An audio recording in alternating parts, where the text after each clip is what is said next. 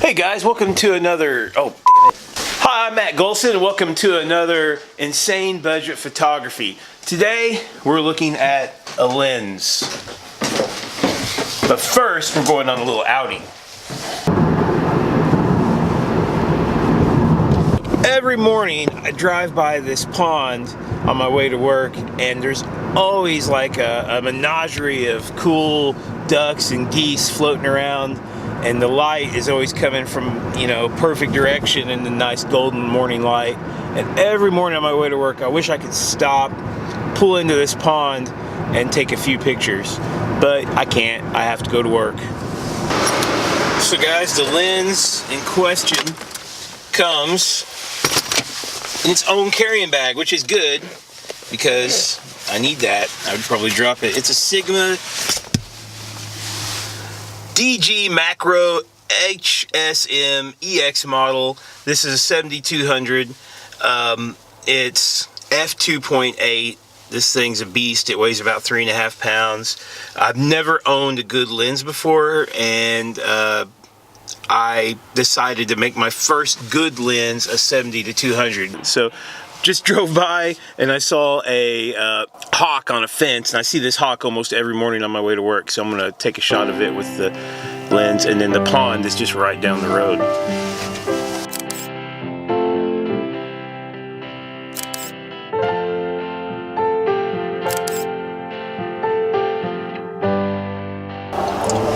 There's the pond, there's the birds. Let's go see if I can get some good pictures. I'm gonna have to sneak in close and see if they fly away.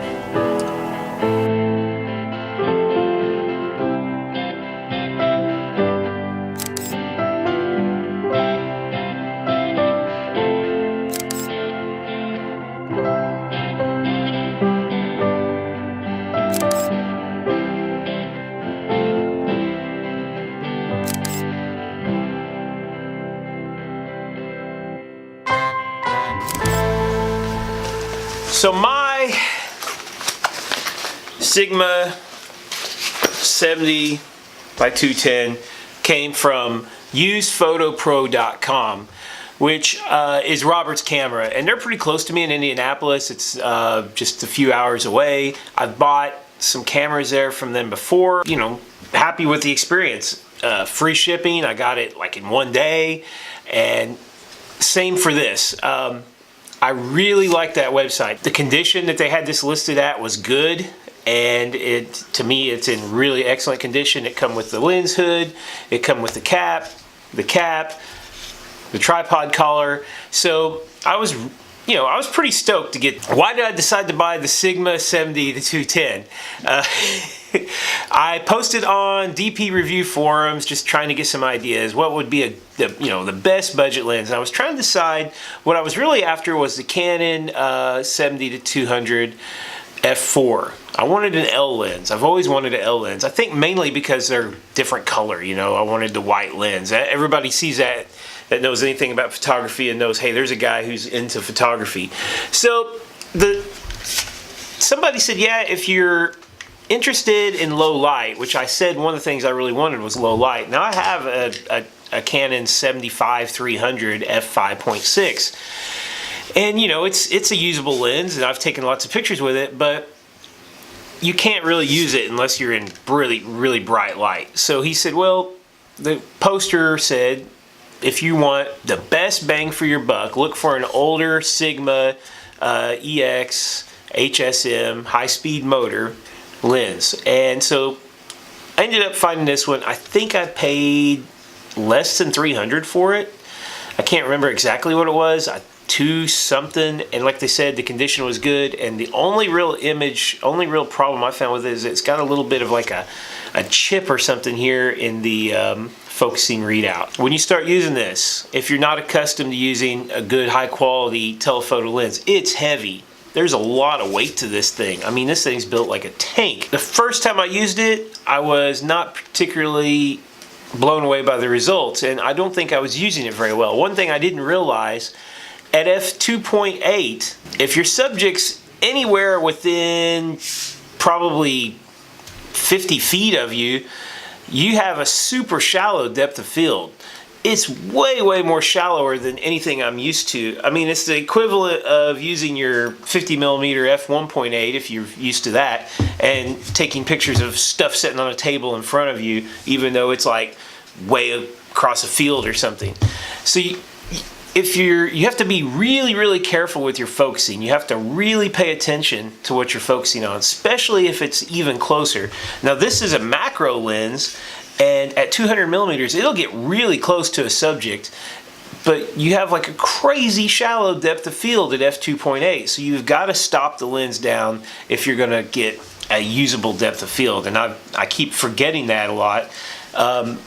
The other thing I noticed as soon as I started using this is just how glorious, how much light comes through here. It's so much easier to focus and compose your images. They look awesome in a viewfinder, especially if you're using a pro viewfinder camera like a 1D series, or a better camera with a better viewfinder.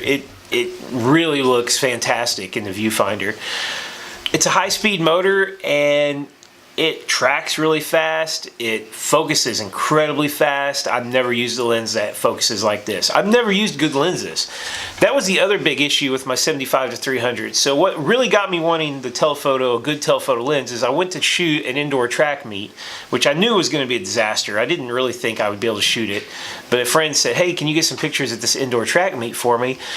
And I took my 75-300. I took my Canon 1D, and it was useless. I thought, I want a lens. If somebody asked me to do something in low light and I need telephoto, I want to be able to do it.